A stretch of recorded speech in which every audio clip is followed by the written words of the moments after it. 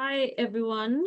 Welcome. So we don't have a huge crowd, which is a little bit disappointing, but we are live streaming it on YouTube.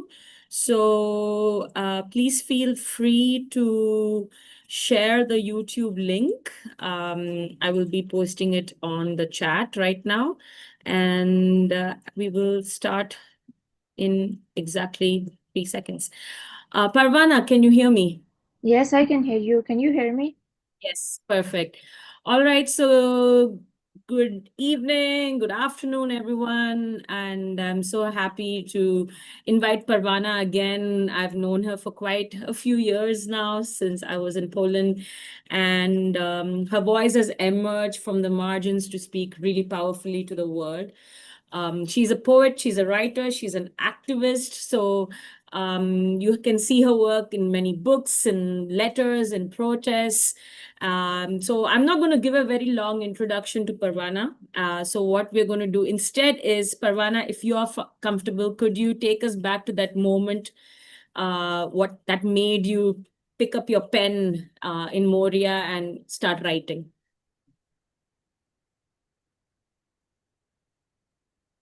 Um, thank you for your invitation. I am really happy to have the chance to once again talk about my experience and the importance of activism in situations like Greece, and also especially for the ones that they are not able basically to talk about the facts and injustices. It was 2019 when we first arrived in Moria. It was me and my family. Um, the situation was really disappointing for me. I never had the image of Europe in such a way, like to see people all in the roads, to see a long queue of people waiting for food, for water, even for toilet and for the bathrooms, to see that they were living in the tents and that we needed to build our tent by ourselves. It was all disappointing, and it was sort of a big shock for me and also the rest of my family. Then I noticed that it is not that the European community or even the Greek community have the information, but it is that the government is trying to um, put us in a place which is far from the rest of the population and to sort of have any kind of behavior just to try to keep us silent. Then I started making connection with some European organizations, and they gave me the courage to speak out, to talk.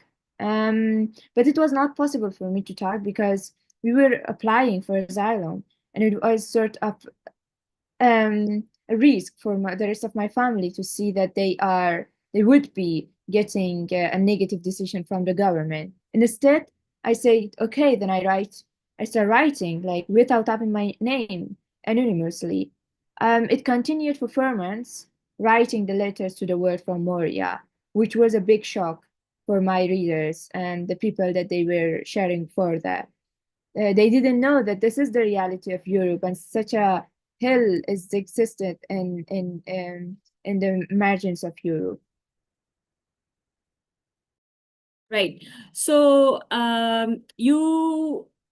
your identity as an Afghan girl, I mean, I guess that was a strong identity. Do you think that had... Hi, everyone. Welcome. So we don't have a huge...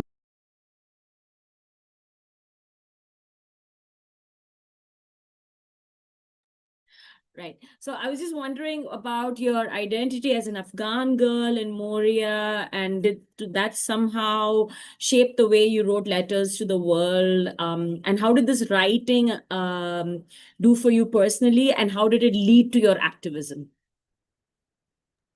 I can say the beginning of my journey as an author was the beginning of my journey as an activist. Because if you are an activist, then you would write because you want to, share these documents and these witnesses that you have with the rest of the people. So it was also for me. I mean, my writings was not like writing stories, but it was writing the facts without censoring anything, without editing anything, without hiding anything. but being just careful about the identity of people who were putting the trust on me and also sharing their stories with me or sharing their problems with me. So I was just sort of eyes and ears of the European community in a refugee camp, which was built for 3,000 people. But in that time, when we first arrived, we were 13,000 of people living in a camp. So that was the beginning of my activism. And it wouldn't matter if I was from Afghanistan, from Syria, from Guinea, or anywhere else. We were all treated the same. We were all facing the same problems. What was different between me and others, maybe I can say I had a long journey. And that journey of passing borders was enough for me that I didn't or was not awaiting of facing all those troubles anymore. So in your poetry, some of your very, let's say, very important, very strong lines that says, "Can we live together, integrate with you?" So what does togetherness look like to you, and what are the barriers that would stand in its way? Greece is not or is not from the beginning the system of integration. Integration means that you give the possibility to the refugees or the population that live in your community, live with you, study in the same schools with your children, working in the same space, and to use the public spaces. We were excluded from all those rights. I was not able to go to school for 1.5 years. I needed to protest for my right of school. We were living in a place which was 22 kilometers far from any kind of public spaces, no hospitals around, um, no medical services around. Even we didn't have the possibility to have the public vehicles, buses, trains, or trams in any point. So it was sort of a question for me, like, would it be in any time possible for us to live with you without having walls around us, without, being forced to show our cards by being entering the camp and exiting the camp? Is it possible? Because it was sort of a dream, and I knew it is possible, but the will is not there. Um, when Let's talk about your activism. I remember how it all started, right? Do you remember the time that you can talk about when you started the school program for kids? And wasn't there a huge fundraiser for you to build a school over there? Can you maybe just share a little bit about that? I started teaching for the kids when I was first in Moria. So um, I sort of gathered them under a tent and I started teaching them, starting with first alphabets of English, but just wanted to bring a space for them where they can learn something and they can be out of this atmosphere of, waiting and waiting without being certain in any point. But then it was around 2020 when I started, like, I want to have a good school, like I want to make a space which has the structure of a class and where I can teach the kids in a better way. Then it was the journey of becoming the coordinator of many other classes, which were all led by the refugee community, for the refugee community. Right.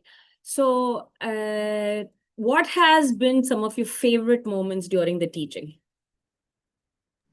It's a very interesting question. I think one was that the children loved me a lot. It was sort of, I was for them older sister, I was a teacher, I was someone who was caring, I was also a storyteller for them, and they were interested in sharing their stories with themselves.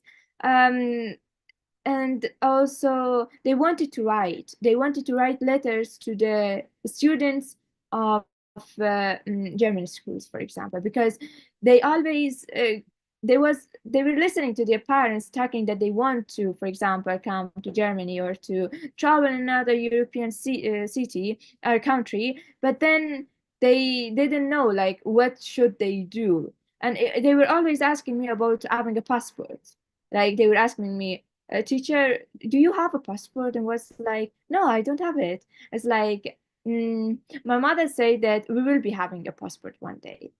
So you understand, like it was hard for me, to see like how small their dreams are, something that they should already had them, but they don't. So it was sort of sad, but it was sweet to know how they're building their dreams in such condition. So you would say that you were kind of an anchor for them to latch on to their dreams and they were able to, move forward. Are you still in touch with some of them? Yes, I am in touch. I'm in touch. Some of them they get to have their my number from their parents. Okay. Some of them they follow me on Instagram. And they're grown. I mean, I cannot believe that they are young ladies, young boys now. Mm-hmm. Um, and they write me. They send some voice message and they share like how is it in the in the schools. I'm Yeah. happy for them.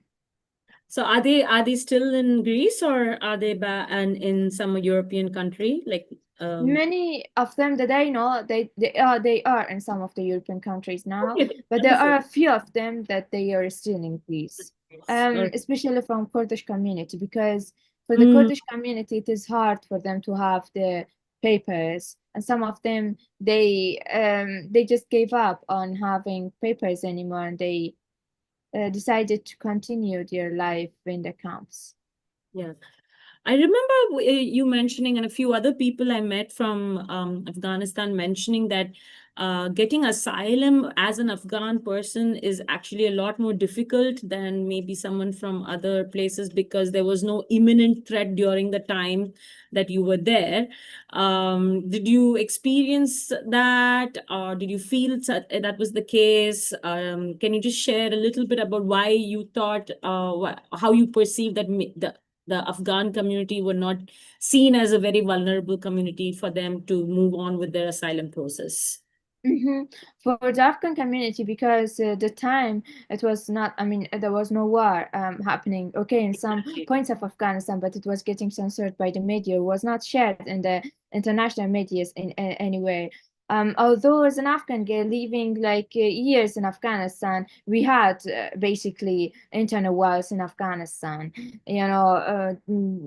different parts of the country getting going under the bombs and so on. It was happening, but just because there were not even enough evidence, they would not accept it. The only thing that would be count as a concern for the Afghan community was for them to have political reasons and political concerns of leaving the country. That means they needed to prove that they were politically under threat, they were socially under very strong threats, and there is no way, or there was no way for them to stay in any other cities of Afghanistan or even in the neighborhood countries. Mm, so when you were in the camp, did you feel face any kind of discrimination from other refugee groups, from the Greek people? I'm just wondering whether you experienced any kind of racism and discrimination, and how did you deal with it? Did you write about it? Was your activism also based on that? That's a very hard question, to be honest, because I haven't. Okay, sort of. This question has never been asked for me. But you're right. One should think about this point as well. You know, okay. Camp is a situation. If you have something, then the others would be claiming for that as well. So when there was a time that the basically Afghan community starting as they started for the right to have papers and documents faster, because I started the campaign of having papers and documents for all. So basically the Afghan community were in the front line of claiming for the papers and documents, and many of them could get it. And then the other communities were saying that we want to have it as well. But I asked all of them to join us, but it is hard to be in a camp, be a young girl, be in a specific community, and to sort of let them know that this can happen only in solidarity. So it was also hard for me, sort of to persuade them on how to that I am like this voices for everyone. But then I acted for the Kurdish community when there was time for them to evacuate the camp. And I say that refugees don't have any other home. The only home they have is these containers. And if you take these containers from these families, 72 families, they would be sort of sleeping in the streets because they don't have anywhere else, and they have been living in a camp for long years without having the possibilities to find a job. So if you didn't make this system possible, or to structure this plan, then do not await them to find a home for them. So I was there as well for them, but the discrimination, I can say, was the only thing that the authorities were bringing among the communities. And it was hard for me sort of to let the people know it is a plan. If we would be segregated from each other, it is easier for them to rule. um but in some points there were sort of discriminations as well. So would you consider poetry itself as for you as a form of art or as a form of activism, or is it a mix of both? I think yes. For me personally, do you want to have a personal aspect or generally Your what I your think? your work. I would like to say, when you started off writing, was it more from I love poetry and I want to share my thoughts and feelings to you, or was it about maybe poetry can help bring about some change? So I just would like to know your motivation and what were you thinking when you first wanted to start writing? Hmm. There was a poem that I wrote that was inspired by one of the or many of the protests that we did inside of the camp. So we were not able to go on the streets. We were able just to do the protest in the camp and stand on the gates of the camp. The poem is called "This Never-Ending Struggle," and it says, "From east to west, from north to south, I call you. I call you to the world of war where peace was the bride who died. I call you to our struggles where girls are on the front line. I call you to our protests without a microphone, with one voice, I call you." When I say without a microphone, because we didn't have a microphone.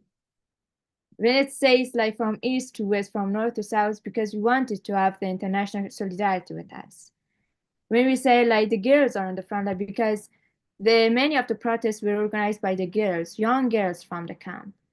So poetry can be inspired by activism, or activism can be inspired by poetry. So they are sort of bounded with each other. So I was wondering, like most of the time the press coverage is about statistics and numbers. So did you find any difference? Because I know your book of poems were made into books and so on and so forth, right?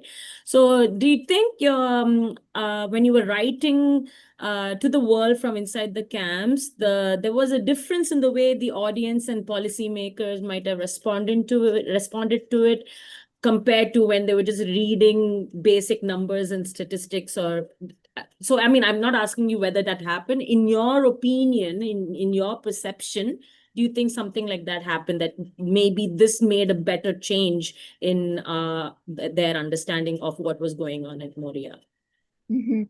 In my point of view, storytelling and story sharing is a tool or a way of claiming for justice.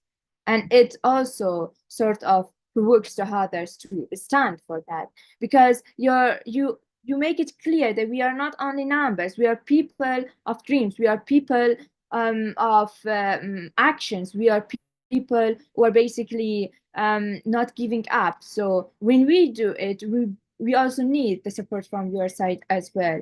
I had also the conversation with the political figures as well. So they wanted to listen, they wanted to know more information, but the only thing that they didn't wanted to do is to visit us.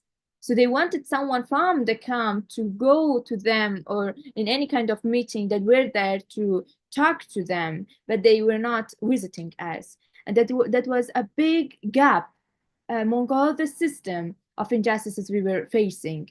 Like we want to be visited, we want to be we want to be in common conversation with you, because when we leave it, then give us the right to share it, because you made the system, you created the camps. No, absolutely. I mean, seeing one thing versus just, using your voice for a typical journalist article is completely different, right? And it's very common that many people misuse this moment, because it's not about fame. It should be more about relaying your story to the public, relaying what work you do to the public. um so let's talk a little bit more about your activism.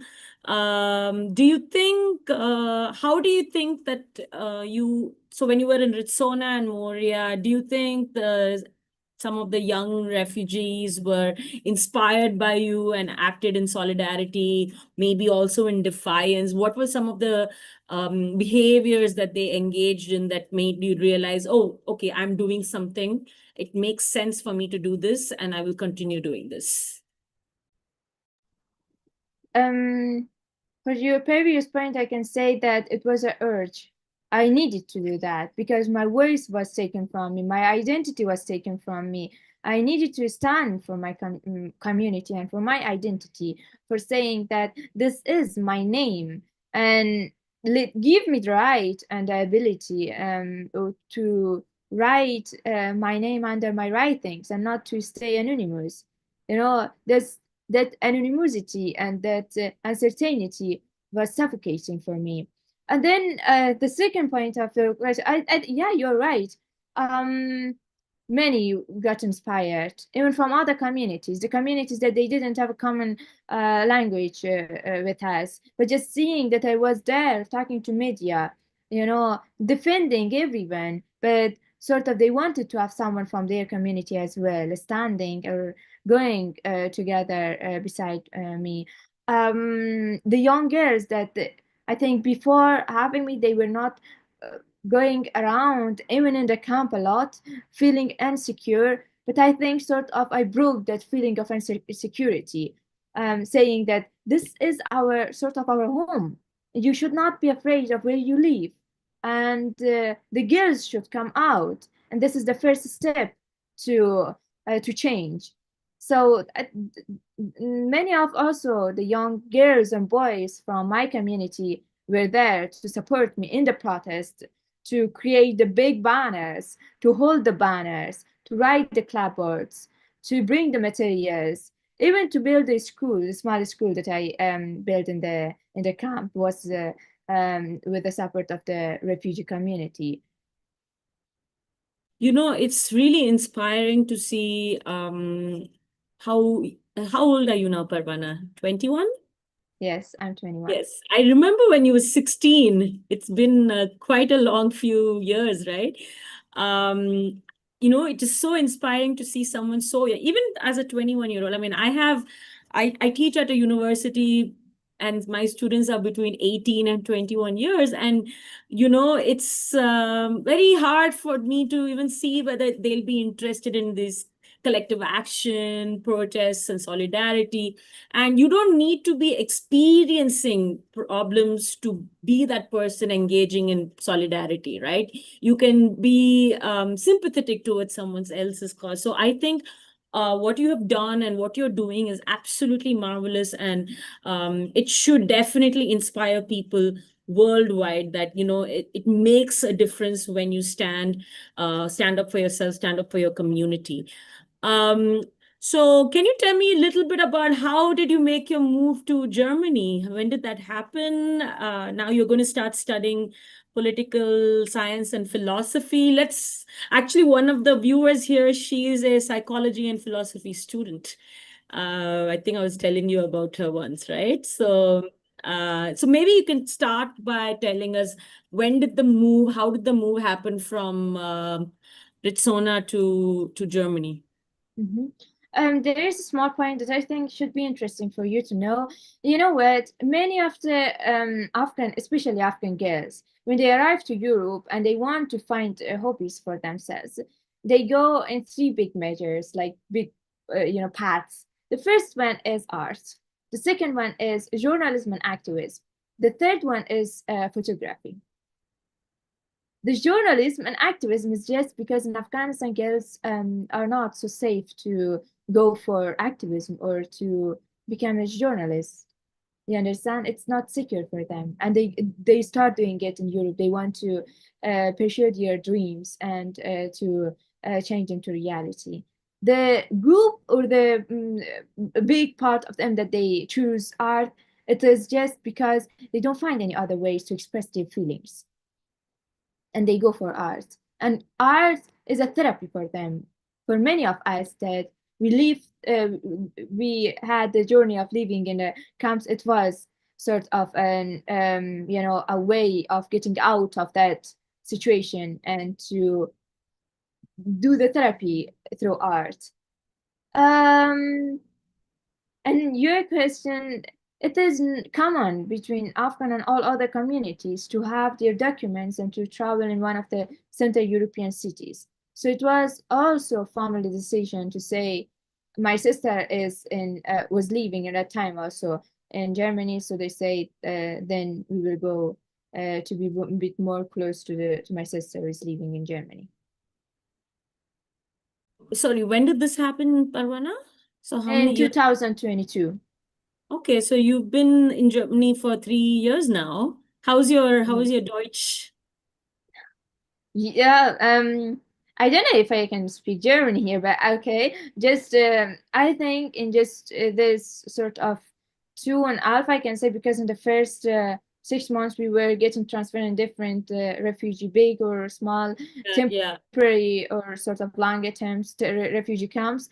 But then in 2.5 years, I started getting my certificate of the language.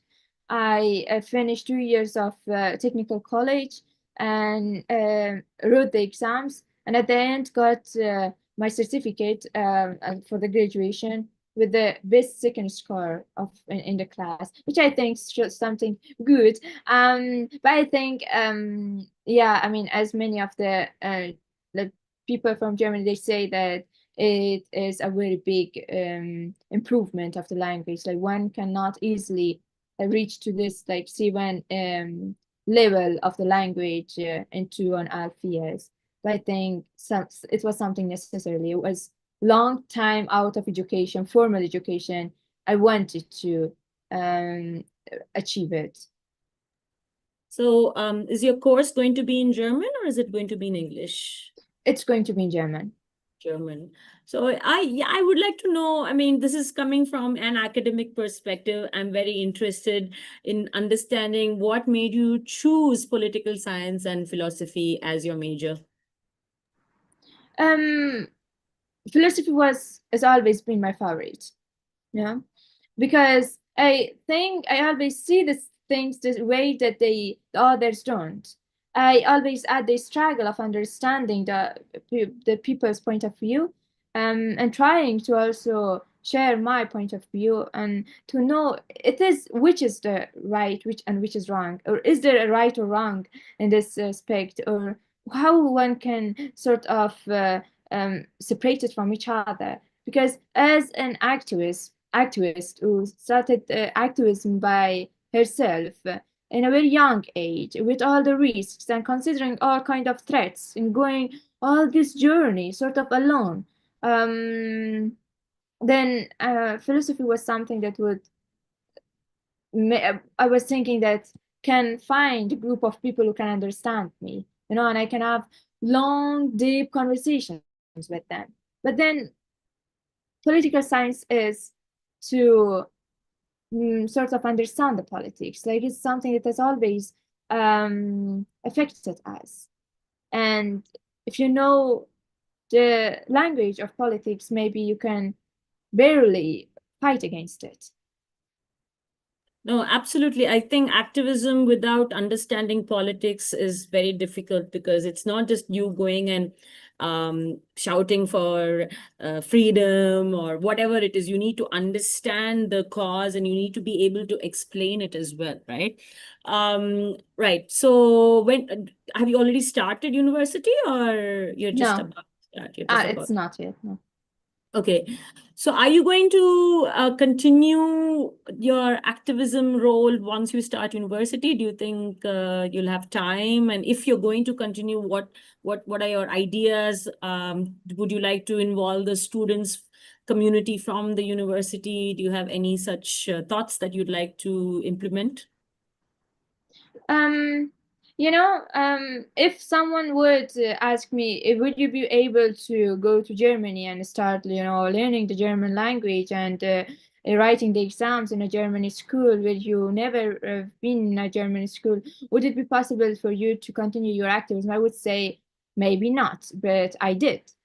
So if I did in these 2.5 years or sort of 3 years here as well in different ways, so definitely think in the university as well, because university you are more flexible and sort of when you act and learn, it's a better way of just learn, because um, in none of point of the time I decided to give up of my activism. It was something that I self choose it, and this is something I want to continue it and share it further with my next generation, and also the ones that they will arrive in Europe as well. Right. Yeah, and it's sort of like once you're an activist, you will remain an activist, right? It's very difficult to strip that identity away, even, I mean, uh, to there are different kinds of activism. So one is your active activism where you're doing things, and then you have your passive activism, right? Where you're just like, okay, I'm going to donate, or I'm going to just share something on Facebook. I might attend a Zoom conversation. And again, it depends on whether people can do it or not. But I think being an activist is so important in the world today. It's so important for the youth to be actively engaged. So I think, like I already mentioned before, what you're doing is absolutely brilliant. I'd like to remind people that if you have any questions for Parwana, which we will address the end of our talk, please do write it in the chat, and I'm sure she will be more than happy to address them. So I'm going to ask you, come back to your poetry and activism part. So do you think a lot of your work is talking about the collective, right? You talk about only a heart can warm another heart, is I think one of your lines from your poem. So how do you think international audiences, not just people from Germany, not just Europeans, I mean, of course, Europeans too, but here we have we have mostly Indians who are watching this. How do you think we can get international audiences, first of all, become more empathetic and then turn that into practical solidarity? Do you think your work could inspire us to do that?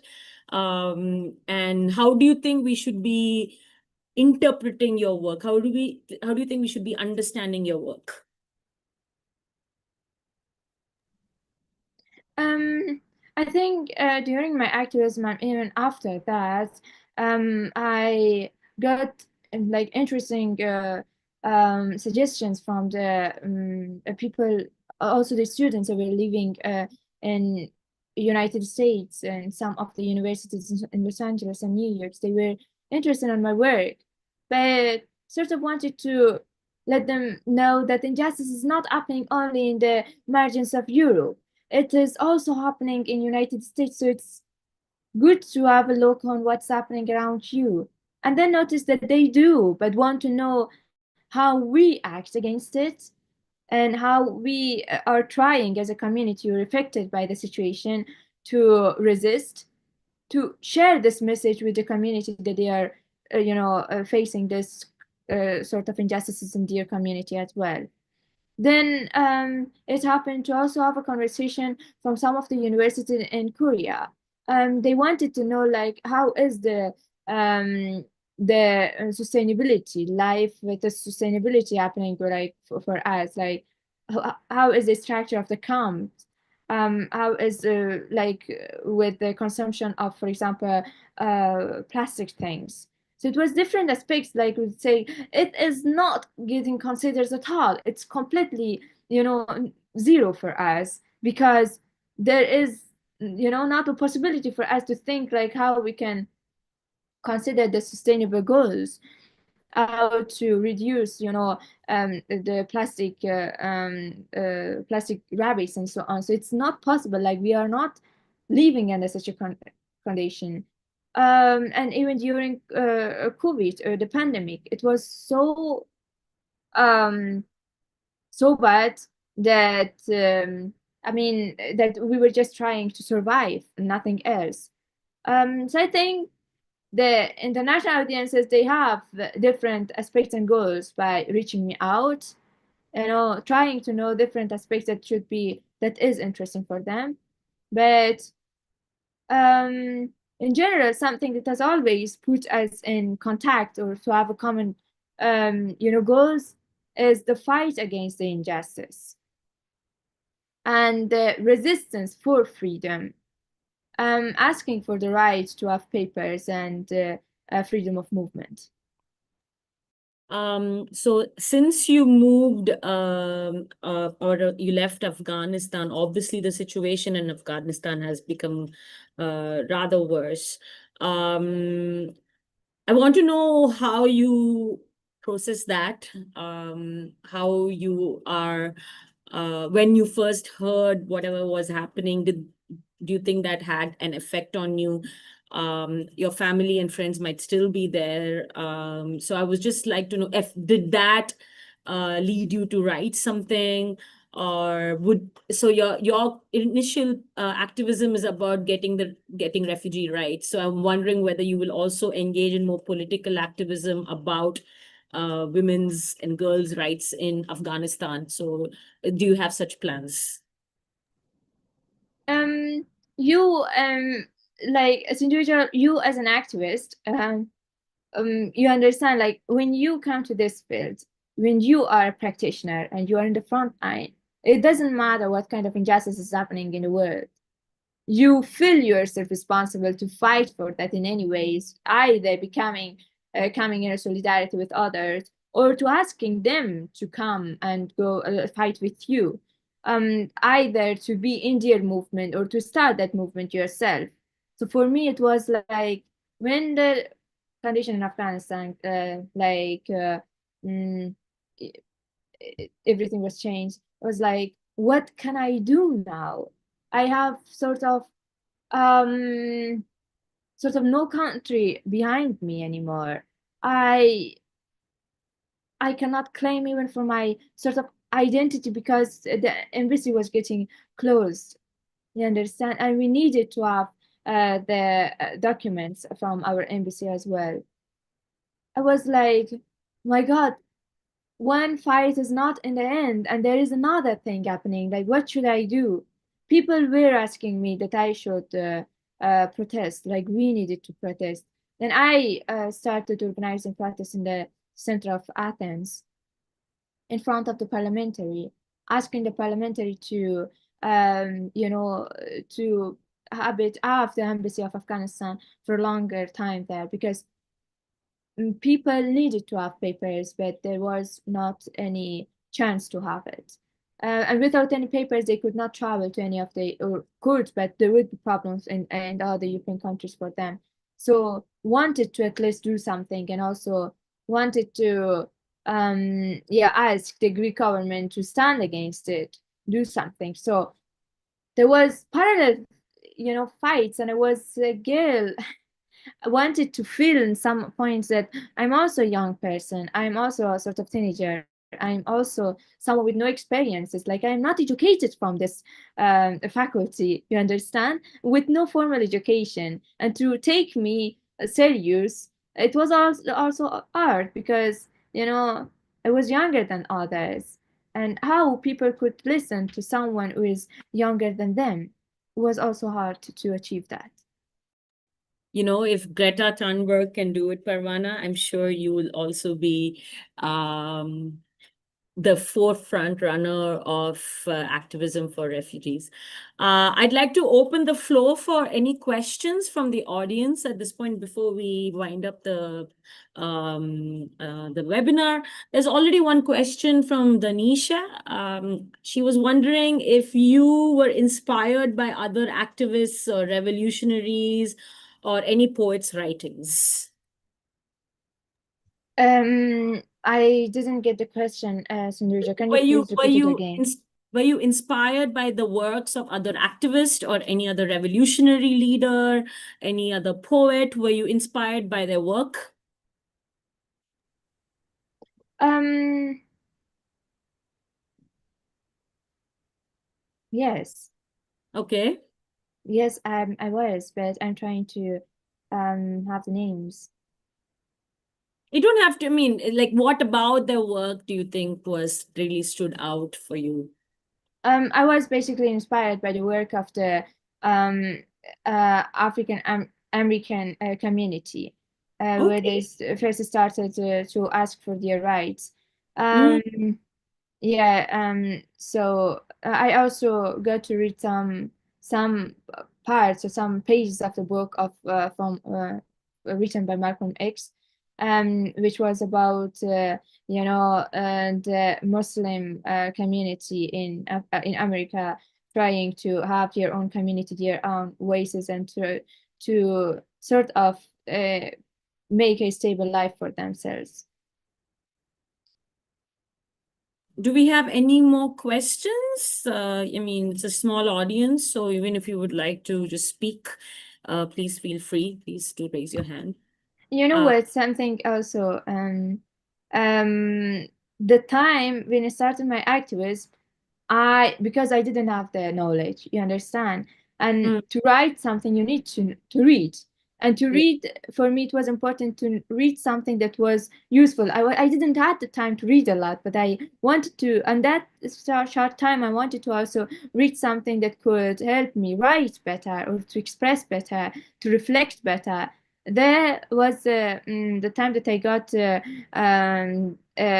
book as a gift from Alex, which I'm sending my greetings. There's helped me in many ways. So he gave me the book of Angela Davis and said you can read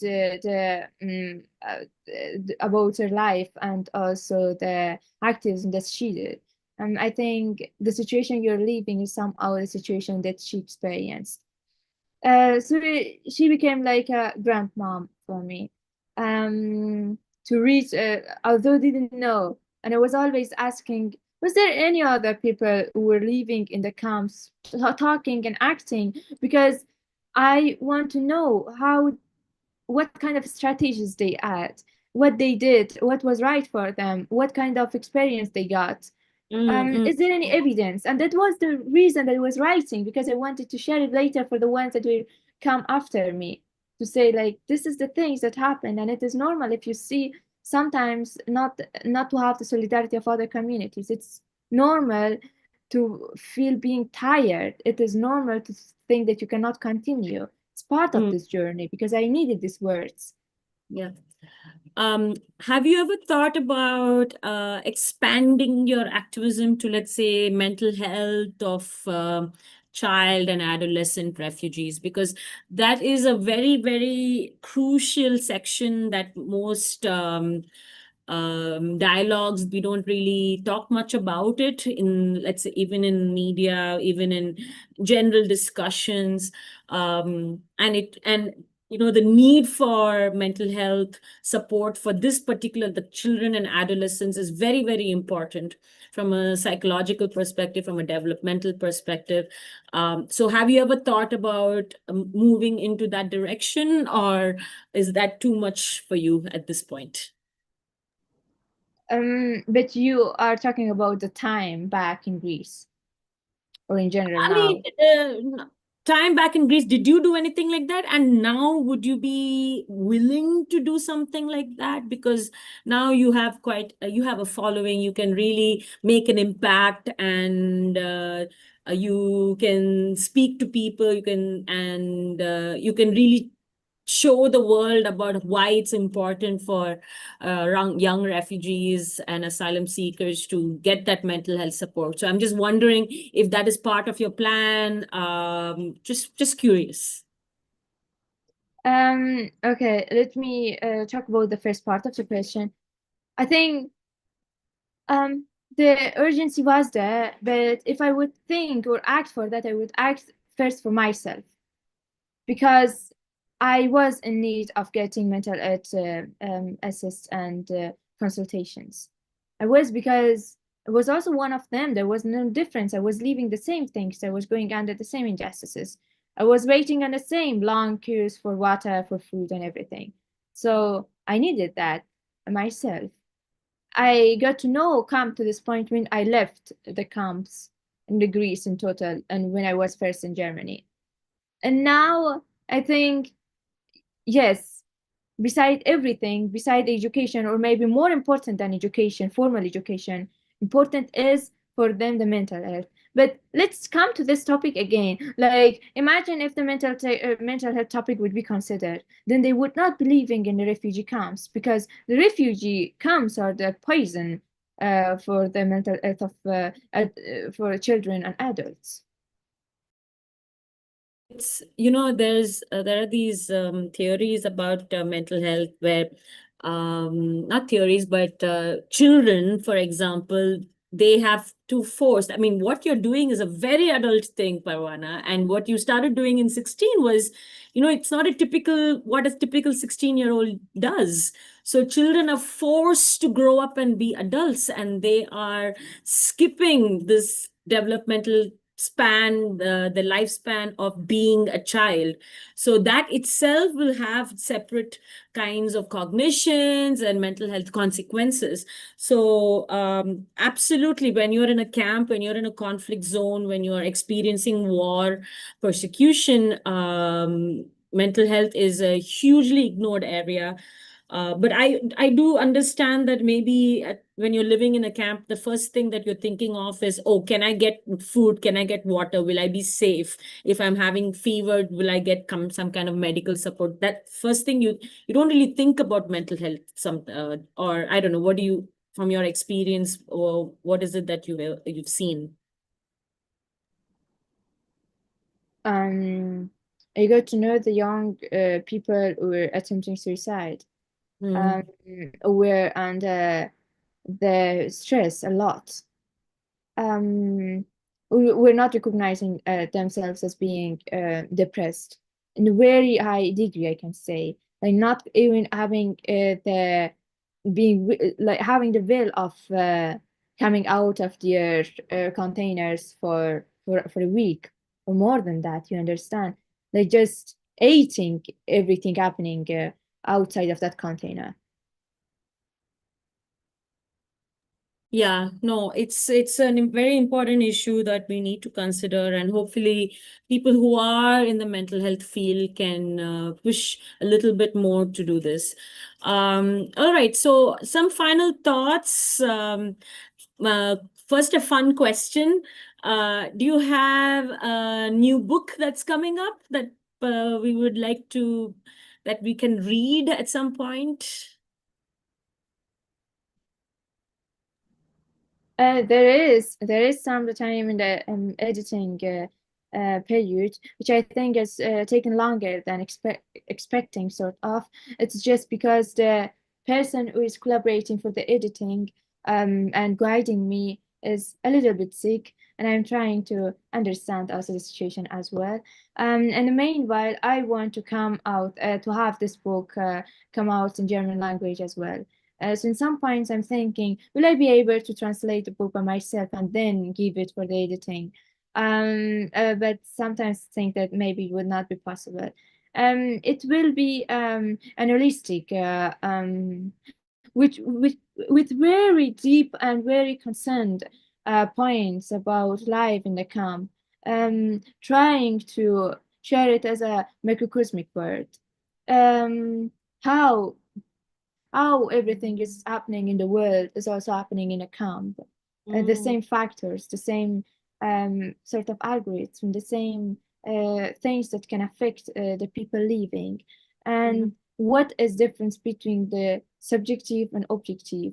The conversation that I had with the journalist, the things that I am criticizing, the point of views of the journalists that are visiting the camp, the sort of expectations and criticizes I can share after having the way that they were visiting also, or sharing even the questions. So these are the things that I was, and I think it should be something also, some kind of in between there will be also some kind of consultation for people that they visit a camp. What are the things that they need to be careful before doing that, and also after, and going with the conversation with the people. So sort of things that I think has never been deeply or so much analytic and reflective point was not shared for a long time, or a lot in the books. Does the book have a name already? I can't say. Oh, you can't say no. Better not. We are going to be watching the space. Send me a link once it's ready, and I'll be happy to share it around to your booth. Okay, last question. Have you ever, this is something I have always thought about from my limited activism experience and the theoretical knowledge of activism that I know. But I think what would be really interesting is to sort of like, write down and how you can communicate the need to be an activist, how you can engage in collective action. So just sort of helping people who are just wondering, I want to do this, but I don't know where to start and how to start. And wondering if you have such plans to do something like that, maybe not a book, but like a blog, or just so that people get that initial hope from you, saying that, okay, if I can do something like this because now I know what to do. Because most of the time, people want to do something, but they just don't know how to start. So that's just something that I wanted to ask you. I can share some points or some tips for those that are interested to know about it. The first thing is try to know what are the origins of your community, like what are the big problems that the community is facing. What are the exclusions? What is not being talked in the media a lot about it. The third one is try to find the local initiatives, associations, organizations who are acting. When you are in the protest, try to, if you want to be in the next protest as well, go, don't be shy, or doesn't need to have a big confidence. It's just like a conversation. Go to those that they organize the protest and ask them when there will be another protest, or how we can get in touch with you. So the next time you can have the news from them that when will be the next protest. And it's always important to have one point. Like, we know that we can change. I cannot change everything about climate change, for example. Cannot maybe talk about it because the people they are listening to me, my audience would be going in another direction. So the urgency now is about life of people. So this is something I'm concerned with, and I think if you just start, you will find the topic or the problem in the world that would attract you the most, and then that would be the beginning of your journey. You're welcome. Absolutely, absolutely. I mean, many people ask me why refugees, why migration, why displacement, and many nationalists also ask me when there are so many problems in India, why are you so worried about what's happening elsewhere? And honestly, I don't have an answer because it that cause really just drew to me, and I mean, I can say that I'm definitely concerned about climate change, about LGBTQ rights, and all of those things. But the whole situation of refugees and migration and displacement just drew to me, and that's how I started doing things like that. So I hope others also find something that can give them a little bit of a spark. Well, there's one last question, Parwana. Is that okay that we can take that? She says, Danisha again, she says, she thanks you for your talk. And she was wondering how you felt about writing anonymously versus writing under your own name, because you mentioned that anonymity was for your security. So how was it to make that change? Thank you, Danisha, for your question. I think I wanted to point out on this topic as well that writing anonymously was not my choice. It was that I was forced just because of the security of my family, because we were under the very deep search of the authorities.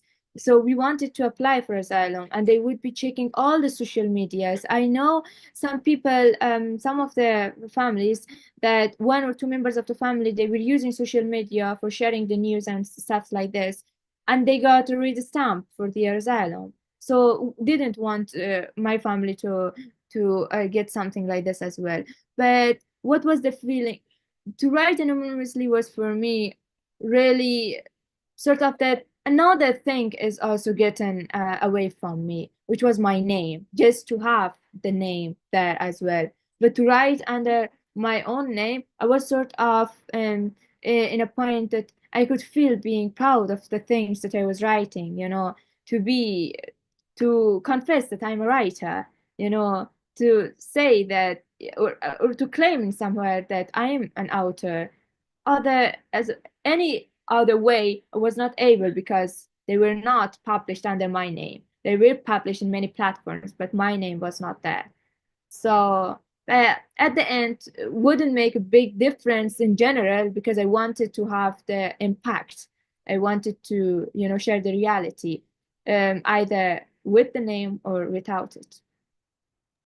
That's a beautiful way to wrap up today's talk. Making, it doesn't matter whether it's, you don't need a name to make an impact. You just need to have the drive and motivation, right? On that note, Parwana, thank you so much for spending your afternoon with us. I know on Zoom we don't have a large crowd, but I noticed that on YouTube, we have quite a few people watching it live. So thank you all for joining from on YouTube as well. And I hope to stay in touch. And I'm really looking forward to reading your new book. I did have an idea. I want to send you a book on collective action from the Indian perspective. So you send me your address and I will mail you that book. Thank you. That would be a Yes. very precious gift Yes, from you. because I Thank you. think it will be a very interesting perspective because collective action, solidarity, activism is huge in India. Well, it used to be at least back in the day. So I would love to share that with you so you get another perspective as well. All right. Thank you everyone for joining. And we will, before I say goodbye, there is tomorrow we have our last webinar series for World Refugee Week. It's going to be particularly about the situation in Palestine and Gaza. And we have two wonderful speakers with us. We have Muhammad Jean, who is a medical, who's an anesthesiologist, and he does a lot of humanitarian work and has worked in West Bank, and he's going to be talking about his experiences. And we also have Yasmin Akar, who was one of the activists and a steering committee member of the flotilla, Freedom Flotilla boat. She would be talking about her experiences, and obviously we will be tying it all together in the context of what's happening in Gaza. So I hope to see you guys again tomorrow. And if until then, have a good evening, have a good afternoon, and